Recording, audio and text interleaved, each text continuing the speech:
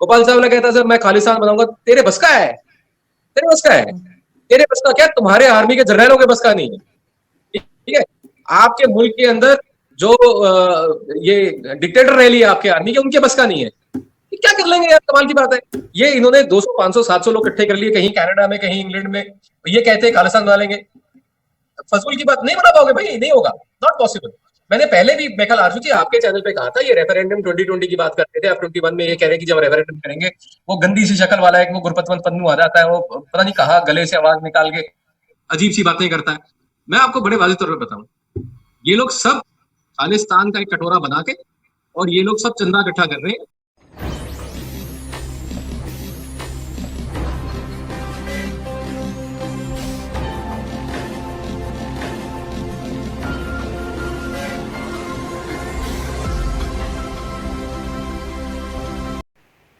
नमस्कार दोस्तों, a very warm welcome to United Hindustan channel. तो आज इस वीडियो में पाकिस्तानी पत्रकार आरजू काज़मी और इंडियन पैनलिस्ट रमनीक सिंह मंड के बीच इंडिया पाकिस्तान के दरमियान LOC यानी लाइन ऑफ कंट्रोल पर 25 फरवरी को हुए सीज फायर एग्रीमेंट को लेकर चर्चा हो रही है, जिसमें रमनीक सिंह मंड सर का कहना है कि पाकिस्तान ने चाइना का हाल देखकर डर की वजह से सीज फायर एग्रीमेंट साइन करी है। साथ ही दोनों इस बात को लेकर भी चर्चा कर रहे हैं कि सीज फायर एग्रीमेंट तो हो गया, लेकिन ये कितने दिन चलेगा। तो बाकी बातें वीडियो के अंत में करेंगे, पहले आइए सुनते हैं इस पूरे डिस्कशन को। मुझे ये बताइए कि ये जो लाइन ऑफ कंट्रोल के ऊपर अभी रिसेंटली सीज फायर का कहा गया है और दोनों तरफ से फायरिंग बंद हुई है, जिससे कि दोनों तरफ के जो सिविल एरियाज हैं, यानी जो लोग रहते हैं, आबादी जो वहाँ की है, उनके लिए अच्छा हो गया है कि वो लोगों की बचत हुई है, वरना उनको गोलियां लग जाती थी और कुछ ना कुछ मसला रहता था। मैं तो इस चीज को बहुत सपोर्ट करती हूँ, आप इसको कैसे देखते हैं?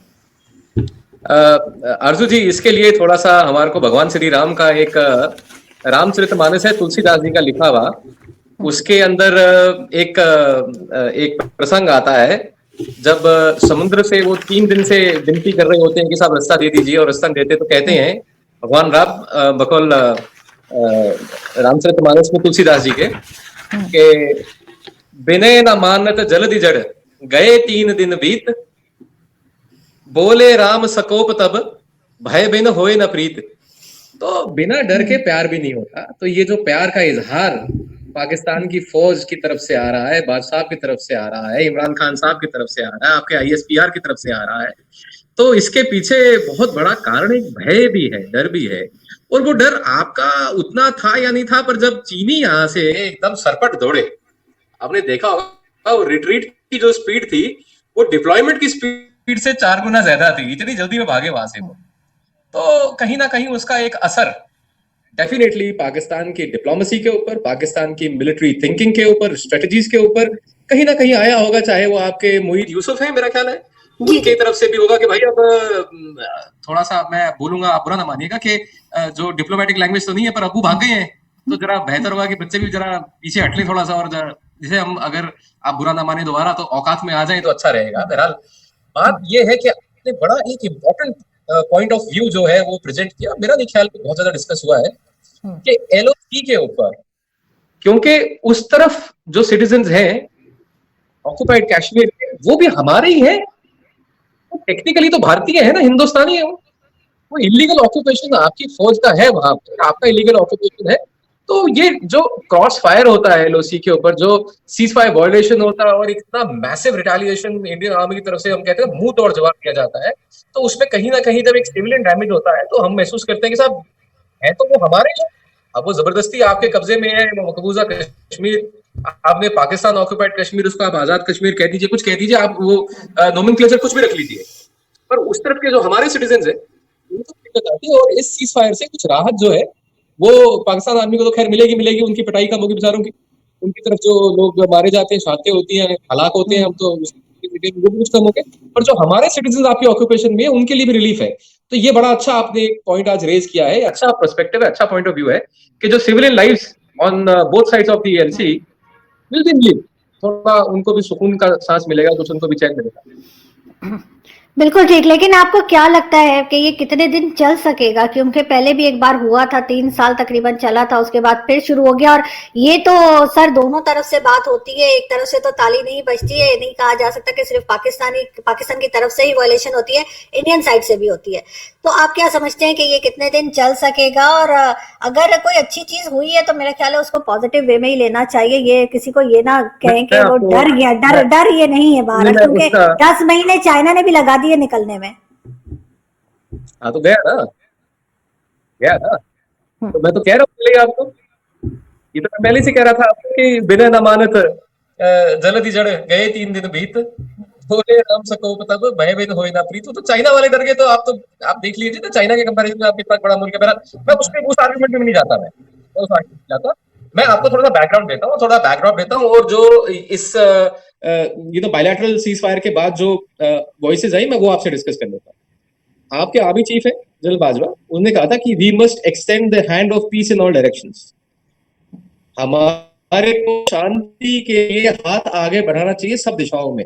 ये सीज फायर से पहले का उनका बयान है, देखिए। और सीज फायर के पहले का जो हमारे आर्मी चीफ है, यहाँ जो हमारे लेफ्टिनेंट जनरल जोशी हैं, जो कारगिल में 1999 में ही वाज सीओ, मेरा 13 चैक्रिस के थे, तो उनका बड़ा इंपॉर्टेंट रोल रहा था 1999 के कारगिल ऑपरेशन में भी। उनके लिए बड़ा मशहूर है एक अर्जुन जी, वो कहते हैं कि if you don't know ask जो।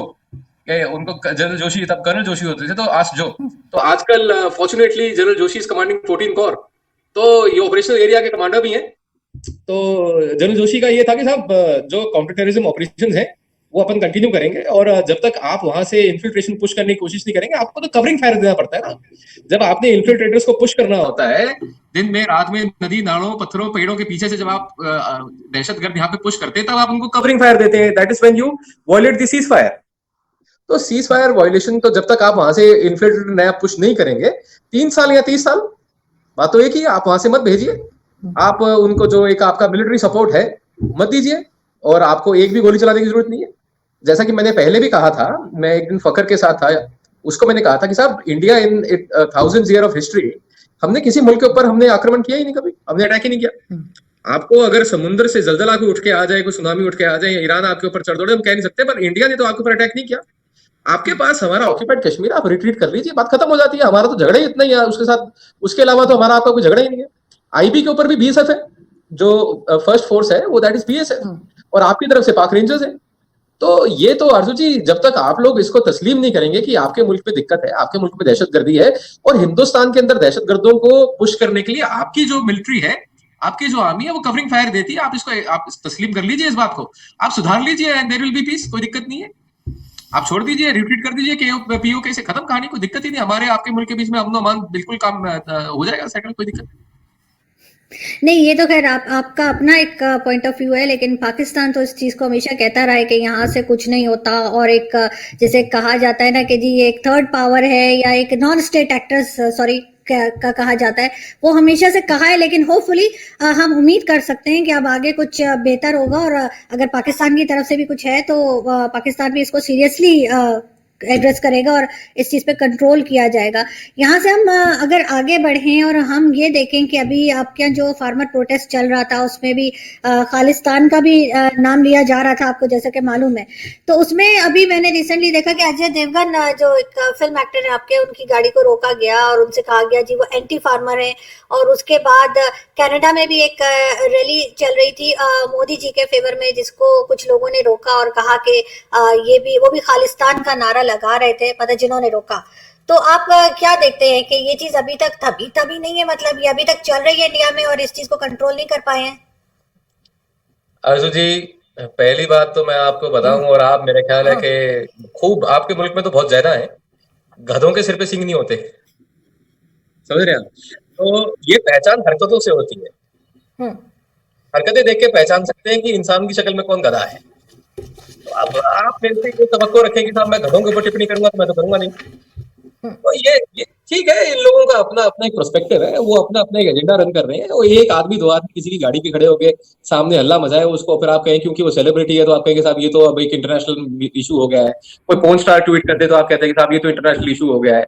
अरे जो नॉन लोग हैं, जो एंटी इंडिया हैं, जो नॉन लोग हैं, जो सेसेशनिस्ट बातें करते हैं, जो प्रो खालिस्तानी बातें करते हैं, सेपरेटिज्म की बातें करते हैं, उनकी बातों के ऊपर तवज्जो देने की जरूरत क्या है? उन्होंने 72 साल में क्या उखाड़ लिया? आपके मुल्क ने क्या उखाड़ लिया? आपकी जगह अक्सर 1948 से लगे तो हुआ पाकिस्तान, तो कौन सा इन्होंने खालिस्तान बना लिया, कौन सा इन्होंने कश्मीर आजाद कर लिया, कौन सा इन्होंने ले लिया? नहीं मिलेगा भाई। और जो उधर है आपकी तरफ, जैसे मैंने कहा, वो हमारे सिटीजन है। जम्मू कश्मीर की जो असेंबली है, स्टेट असेंबली है और पार्लियामेंट में, उनकी उस तरफ की सीटें अभी तक रिजर्व है। आएगा समय, नुमाइंदगी आएगी, वहां पे इलेक्शन होंगे, बाकायदा से इलेक्शन होंगे। हिंदुस्तान की जो कॉन्स्टिट्यूशन है उसके ऊपर लोग स्वेरिंग इन सेरेमनी होगी। आप चिंता मत कीजिए, आएगा समय, कोई समस्या नहीं है। मेरे लाइफ टाइम में आएगा, मेरे टाइम में आएगा, मेरी जनरेशन के लाइफ टाइम में आ जाएगा, कोई दिक्कत नहीं है, बस आएगा वक्त, कोई दिक्कत नहीं। और ये आपने बात करी कि ये जो फार्म प्रोटेस्ट है, ठीक है, वो चल रहा है। हमारे जब हमारे कॉन्स्टिट्यूशन ने, हमारे सुप्रीम कोर्ट ने अलाउ कर दिया कि साहब आप बैठ सकते हैं, प्रोटेस्ट कर सकते हैं, कीजिए ना, क्या दिक्कत? आपने बात करनी है, सरकार आपके लिए ओपन है। प्रधानमंत्री ने कह रखा है कि I am just a phone call away. भाई आपको, आपने 4 लाख ट्रैक्टर चलाने, चला लो। आप कह रहे हैं कि साहब हम खेती करेंगे, पार्लियामेंट के आगे कर लो आप। भाई आपके बस का कुछ हो तो कर लो ना, 3 कानून आपके कहने से वापस तो हुए नहीं। तो अगर आपको लगता है आप खेती करो, चलो भाई, कोई समस्या नहीं उसके अंदर, प्रॉब्लम क्या है? कोई प्रॉब्लम नहीं है। और मैं आपको एक बड़ी इंपॉर्टेंट और बड़ी रेलेवेंट बात बताता हूँ आरती जी, कि ये जितने लोग हैं यहाँ पे हमारे ही हैं, फार्मर्स हैं, हमारे किसान हैं, उसके अंदर घुसे हुए कुछ लोग जिनका एजेंडा है, उनका एक अपना पर्सपेक्टिव है, उनको एक चाहे आप एंटी इंडिया कह लीजिए, चाहे आप सेसेशनिस्ट कह लीजिए, चाहे सेपरेटिस्ट कह लीजिए, विचारधारा है, उनकी सोच है, कोई बात नहीं। तो इतनी उसके ऊपर तो कोई फिक्र वाली बात नहीं है जी। जो इनकी बस की चीज नहीं कर रही, जो इनके बस की नहीं वो कर नहीं पाएंगे ये। और ना तो कभी खालिस्तान बनी हुई जिंदगी में। हाँ, ये जरूर है, ये जरूर है, क्योंकि आपकी आईएसआई बहुत सपोर्ट कर रही है और आपके मुल्क के अंदर इतना ही अगर दर्द है तो बना दीजिए खालिस्तान, बलूचिस्तान को आजाद कर दो, सिंधु द्वीप बना दो, खैबर पख्तूनख्वा को, केपी को वहां पे बना दो, अलग से सब मुल्क एक दे दो उनको। जो बचा कुचा पंजाब है वो बना दीजिए, उसको खालिस्तान, दिक्कत क्या है?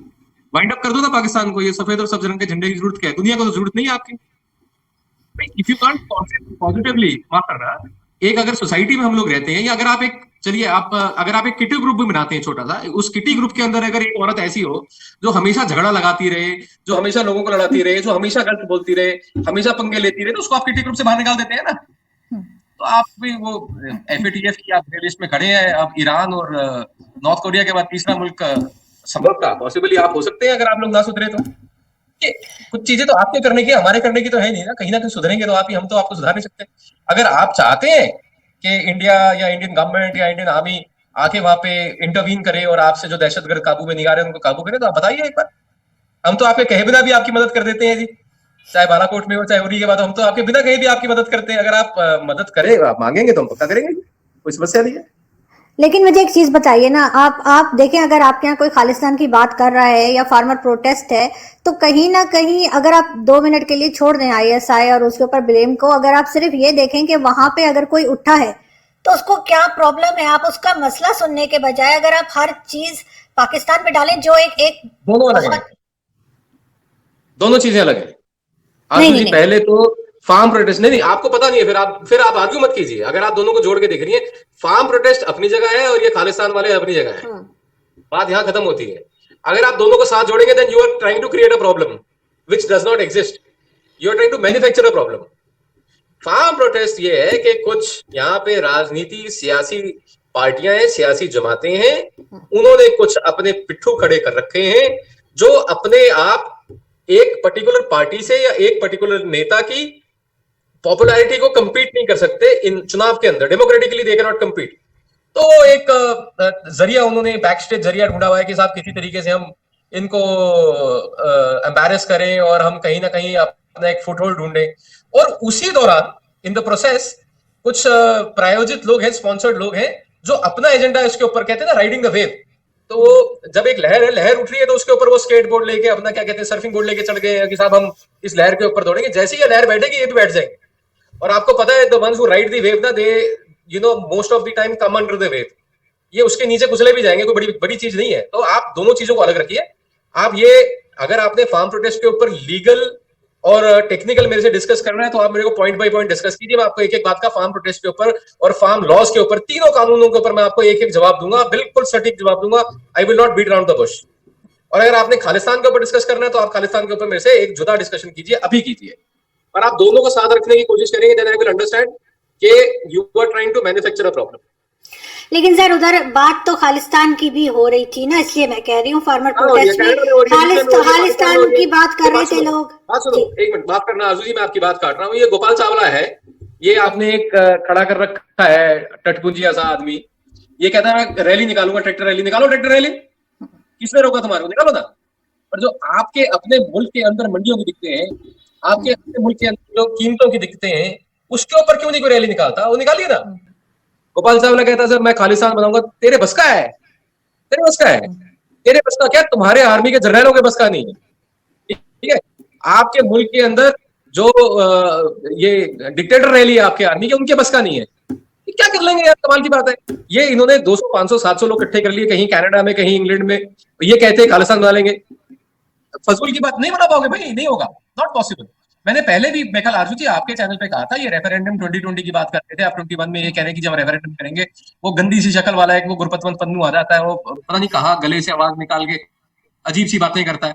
मैं आपको बड़े वाज़ेह तौर पर बताऊं, ये लोग सब खालिस्तान का एक कटोरा बना के, और ये लोग सब चंदा इकट्ठा कर रहे हैं। हमारी कौम बड़ी सेंटिमेंट इमोशनल सी कौम है, ये एक उनको सबज बाग दिखा के उनसे पैसा इकट्ठा कर रहे हैं। ये लोग, इनसे पूछो ना, गुरपतवंत पन्नू को बोल बेटा आजाद मीडिया नहीं, दूसरा काम करो, तुम बॉर्डर दिखा दो। जिस दिन उन्होंने ये कह दिया कि लाहौर कैपिटल होगी खालिस्तान की, उस दिन आपको, और जितने वहां पे खालिस्तान के झंडे लेके घूम रहे हैं ना, इनको कोई पूछने वाला नहीं। ये सब लिमिटेड टू कनाडा है, कुछ नहीं है यहाँ पे। तो दोस्तों, जैसा कि आपने सुना इस पूरे चर्चे को कि कैसे रमनीक सिंह सर ने बहुत ही सरल और सटीक तरीके से पाकिस्तानी पत्रकार के सवालों का जवाब दिया। उनका कहना बिल्कुल सही था कि सीज फायर एग्रीमेंट तब तक चलेगी जब तक पाकिस्तान टेररिस्ट इन्फिल्ट्रेशन को काबू में रखता है। ऐसा तो सभी को पता है कि पाकिस्तान टेररिस्ट इन्फिल्ट्रेशन के लिए टेररिस्ट को कवरिंग फायर देता है। साथ ही दोनों खालिस्तान को लेकर भी चर्चा करते हुए नजर आए। वैसे तो पाकिस्तान कब से कोशिश कर रहा है खालिस्तान के लिए, लेकिन कौन सा उसने अभी तक क्या कर लिया, और ना ही कभी आगे कर पाएगा। तो आप बने रहें ऐसे ही न्यूज़ अपडेट्स के लिए यूनाइटेड हिंदुस्तान के साथ।